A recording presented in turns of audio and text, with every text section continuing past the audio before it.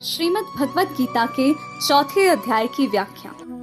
इसके उपरांत श्री कृष्ण महाराज बोले, हे अर्जुन, मैंने इस अविनाशी योग को कल्प के आदि में सूर्य के प्रति कहा था और सूर्य ने अपने पुत्र मनु के प्रति कहा और मनु ने अपने पुत्र राजा इक्ष्वाकु के प्रति कहा। इस प्रकार परंपरा से प्राप्त हुए इस योग को राजर्षियों ने जाना, परंतु हे अर्जुन, वह योग बहुत काल से इस पृथ्वी लोक में लोप हो गया है।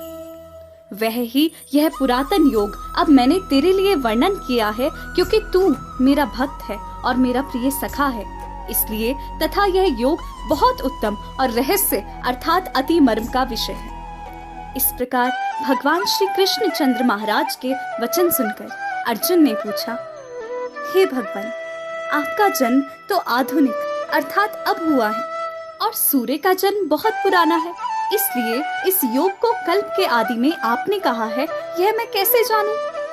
इस पर श्री कृष्ण महाराज बोले, हे अर्जुन, मेरे और तेरे बहुत से जन्म हो चुके हैं, परंतु हे परंतप, उन सबको तू नहीं जानता और मैं जानता हूँ। मेरा जन्म प्राकृत मनुष्यों के सदृश नहीं है।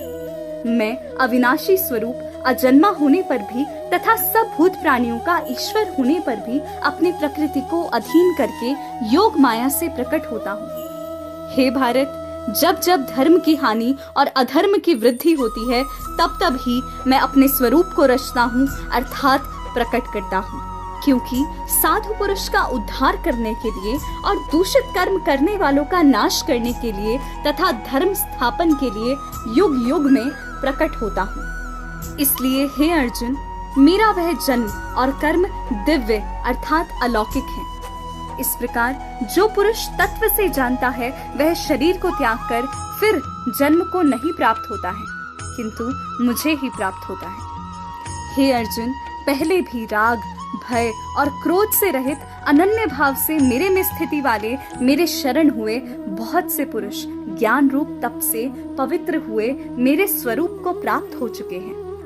क्योंकि हे अर्जुन, जो मेरे को जैसे भजते हैं, मैं भी उनको वैसे ही भजता हूँ। इस रहस्य को जानकर ही बुद्धिमान मनुष्यगण सब प्रकार से मेरे मार्ग के अनुसार बरतते हैं। जो मेरे को तत्व से नहीं जानते हैं, वे पुरुष इस मनुष्य लोक में कर्मों के फलों को चाहते हुए देवताओं को पूजते हैं और उनके कर्मों से उत्पन्न हुई सिद्धि भी शीघ्र ही होती है, परंतु उनको मेरी प्राप्ति नहीं होती।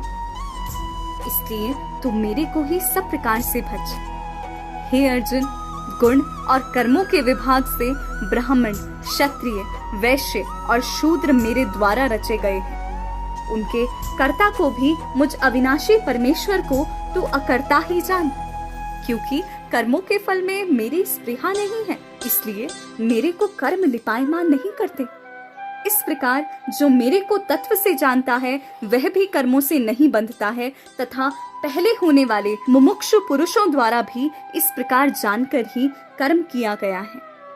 इससे तू भी पूर्वजों द्वारा सदा से किए हुए कर्म को ही कर। परंतु कर्म क्या है और अकर्म क्या है, ऐसे इस विषय में बुद्धिमान पुरुष भी मोहित है। इसलिए मैं वह कर्म अर्थात कर्मों का तत्व तेरे लिए अच्छी प्रकार कहूंगा कि जिसको जानकर तू अशुभ अर्थात संसार बंधन से छूट जाएगा।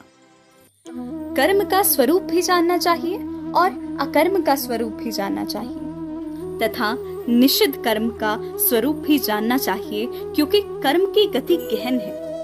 जो पुरुष कर्म में अर्थात अहंकार रहित की हुई संपूर्ण चेष्टाओं में अकर्म अर्थात वास्तव में उनका न होना पना देखे, और जो पुरुष अकर्म में अर्थात अज्ञानी पुरुष द्वारा किए हुए संपूर्ण क्रियाओं के त्याग में भी कर्म को अर्थात त्याग रूप क्रिया को देखे, वह पुरुष मनुष्यों में बुद्धिमान है और वह योगी संपूर्ण कर्मों का करने वाला है।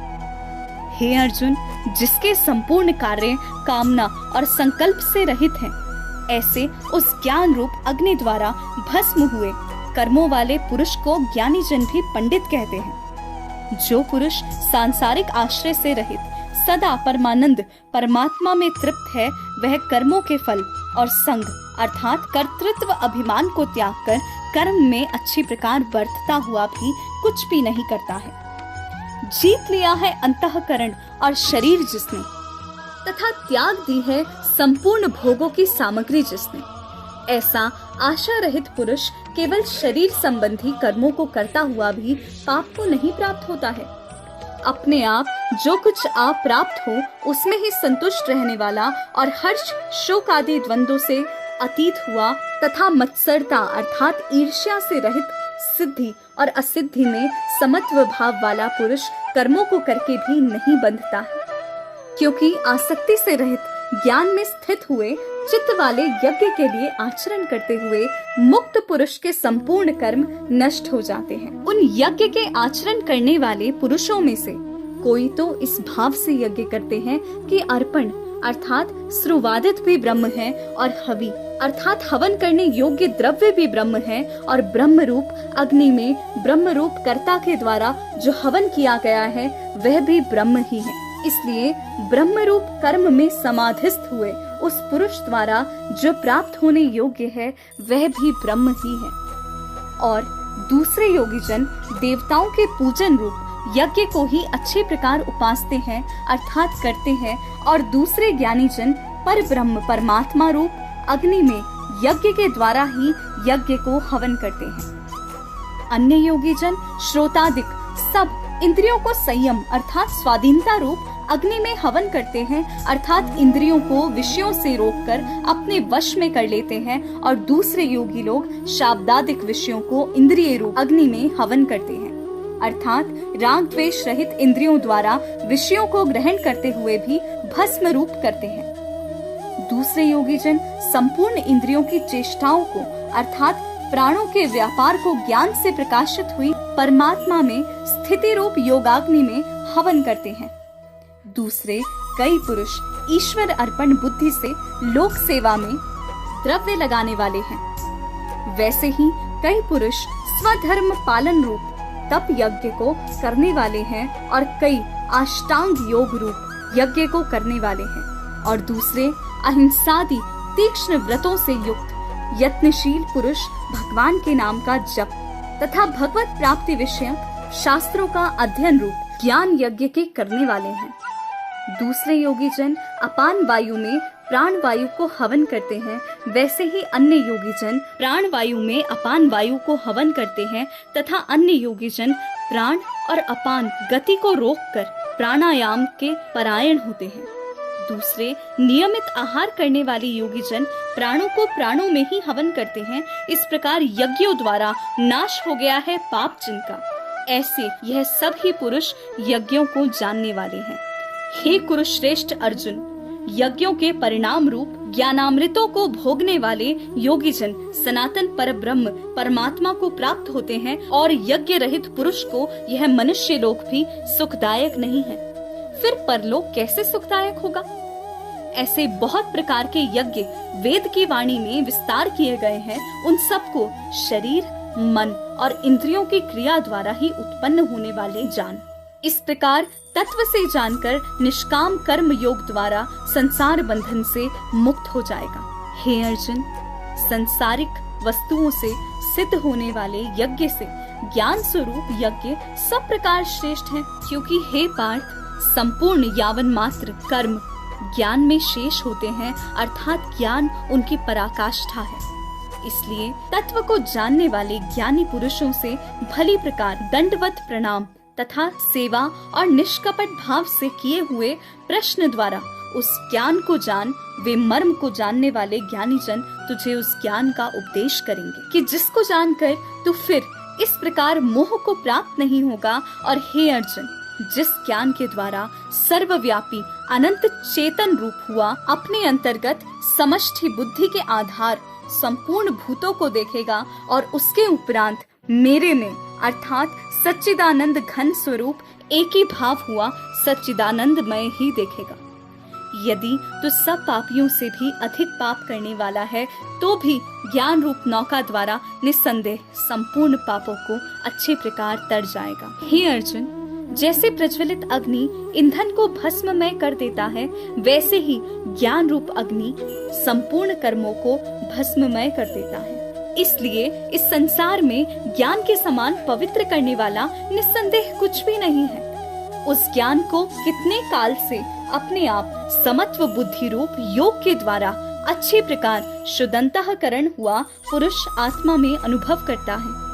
हे अर्जुन, जितेंद्रिय तत्पर हुआ श्रद्धावान पुरुष ज्ञान को प्राप्त होता है। ज्ञान को प्राप्त होकर तत्क्षण भगवत प्राप्ति रूप परम शांति को प्राप्त हो जाता है। हे अर्जुन, भगवत विषय को न जानने वाला और श्रद्धा रहित और संशय युक्त पुरुष परमार्थ से भ्रष्ट हो जाता है।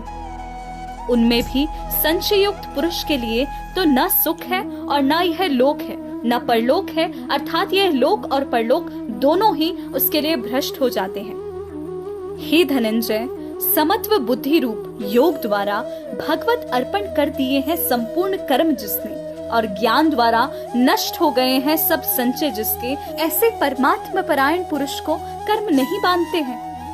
इससे हे भरतवंशी अर्जुन, तू समत्व बुद्धि रूप योग में स्थित हो और अज्ञान से उत्पन्न हुए हृदय में स्थित इस अपने संशय को ज्ञान रूप तलवार द्वारा छेदन करके युद्ध के लिए खड़ा हो।